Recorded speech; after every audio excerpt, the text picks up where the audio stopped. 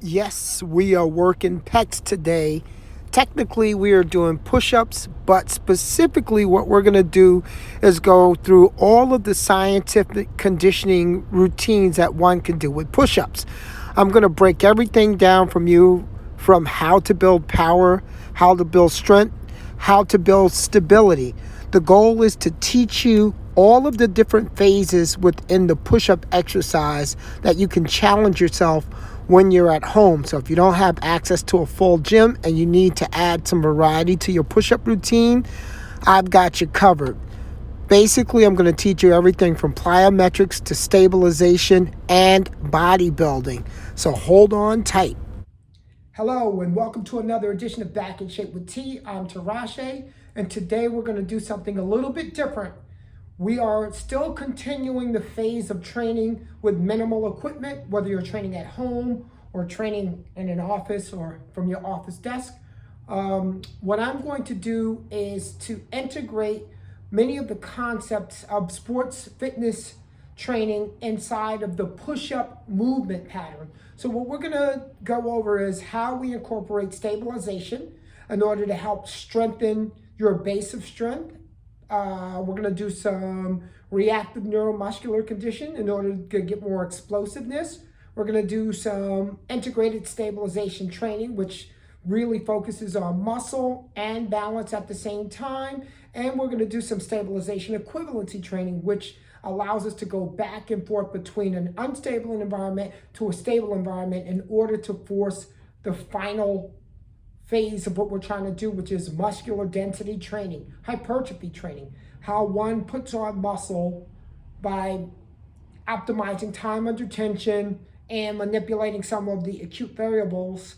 Let me think. Also, with outside of that model, I'm also going to go over compensatory acceleration training in the same mold of reactive neuromuscular conditioning, but I will be able to tell you the difference between compensatory acceleration training or show you the difference in that, which is different between reactive neuromuscular training. Slightly different. So it's the difference between plyometrics and almost plyometrics. So all we're going to do is the simple push-up exercise. We're going to do it quite differently than we normally do it. I'm going to do each section. You can learn from it and participate. So this is a learn and participate video. So without further ado, we're going to go on to our first exercise, which is corrective exercise training. All right, very simple. I'll show you what that is. It's really simple.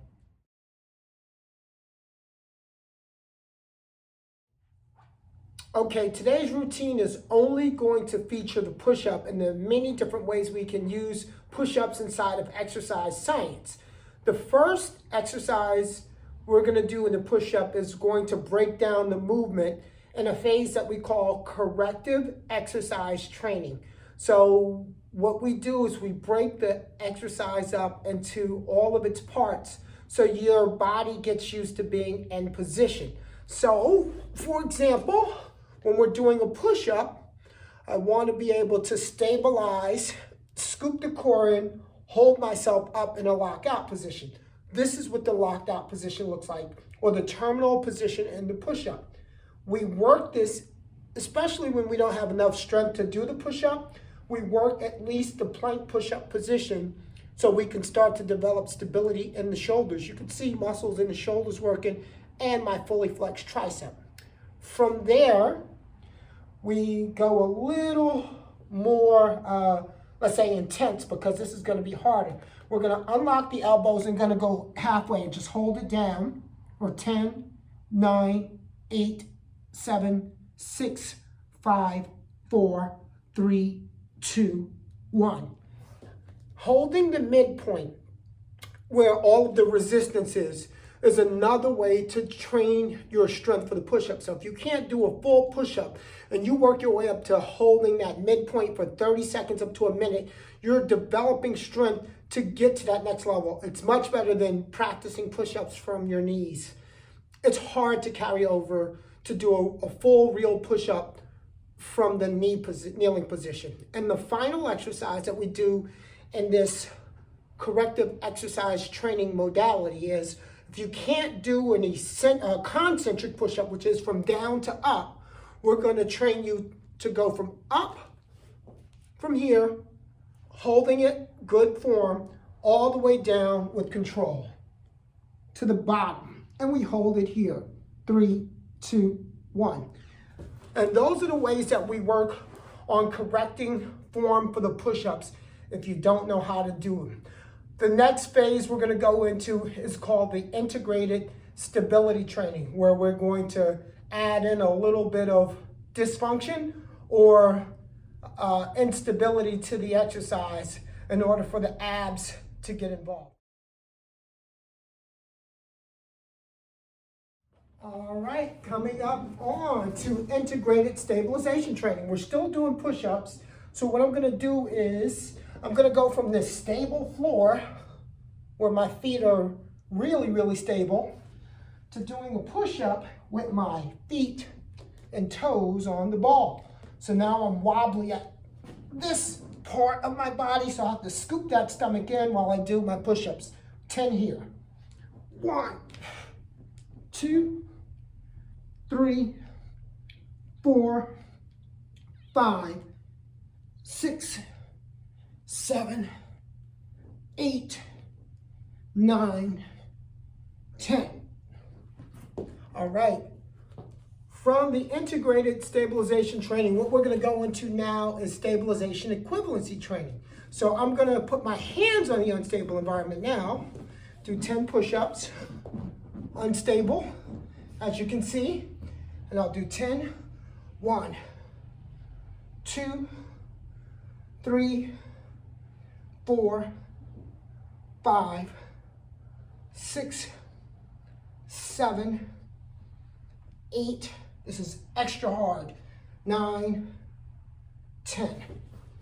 From there, I'm going to do the equivalent exercise without using a stabilization force.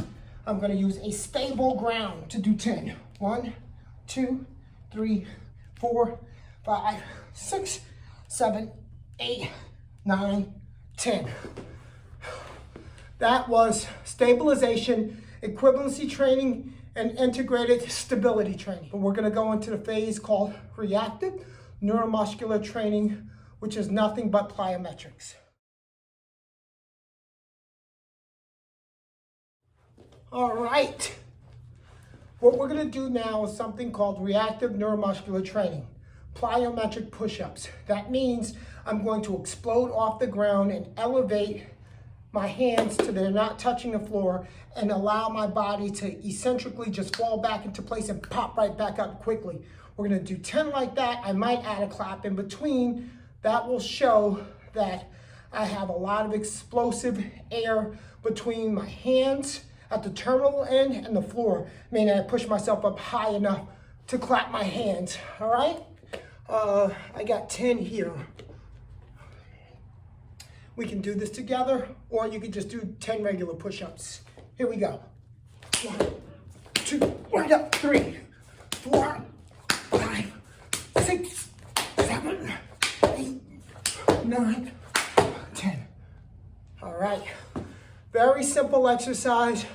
Reactive neuromuscular training is nothing but plyometrics. And plyometrics are great for developing power, explosiveness. So if you want to be able to actually hit a golf ball further, be able to knock a baseball out of the park, throw a football further, punch harder, building power is important. So it's not just building muscle. As a matter of fact, you may see some skinny guys in the ring and they have superpower. That's because they have a lot of explosive and a lot of conditioning during reactive neuromuscular training. And a lot of times they use medicine balls for that. But again, this is for people without friends or additional equipment. So push-ups from the floor. The next thing is going to mimic that compensatory acceleration training, but the difference is you will not be leaving the floor.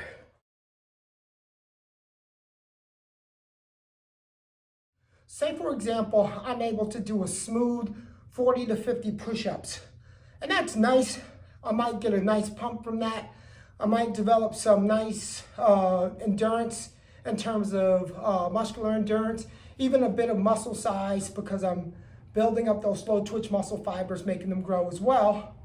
But When I do compensatory acceleration training, it's to develop power. So what does that mean? What does that mean? What does that mean? It means I don't want to do as many repetitions. I just want to do the few that I do, which is about 10, as fast as humanly possible in order for me to create more speed throughout my movement. The more speed I get, the more athletic I become. And when you're trying to become more athletic in any endeavor, you want to be able to accelerate with speed. And that includes powerlifting as well. So a powerful bench press, which I used to have. Now I'm probably slightly better than average. That's because I don't get to train in a gym. But one day I'll get back to the gym and possibly you'll see I'm getting closer to 50. So it's going to be hard. But you'll see, I think. Don't hold me to it. All right, I'm going to do compensatory acceleration training, very much like plyometrics or reactive neuromuscular training, fast. So I'm not going to fatigue myself, but I'm going to go really fast for 10. And go. 1, 2, 3, 4, 5, 6, 7, 8, 9, 10. I'm all but allowing my hands to come up off the ground. I'm trying to develop speed, not endurance. So that's why I kill it at 10, even though I could do a lot more.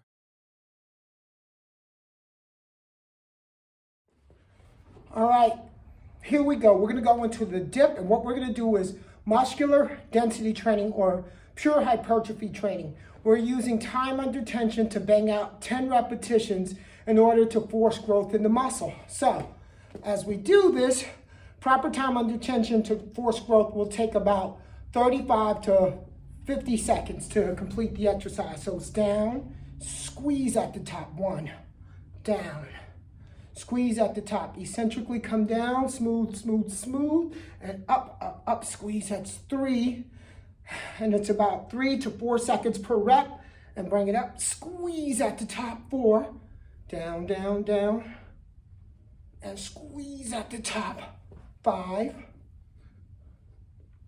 and 6, already 30 seconds in, 7, come down slow, 8, 9, and down slow, 10. And that's a 45-second set of 10 repetitions to develop my triceps with the dip off the bench. Muscular density training specifically focuses on time under tension in order to develop muscle size. So if you're doing this at home and you can go faster and try to do reactive neuromuscular conditioning or compensatory acceleration training, it's not going to develop beautiful triceps. In order to do that, you need to take your time going down for about 3 seconds and up for about 1 to 2 seconds. The reps should be between 3 and 5 seconds from top start to finish, from eccentric to concentric, okay? All right.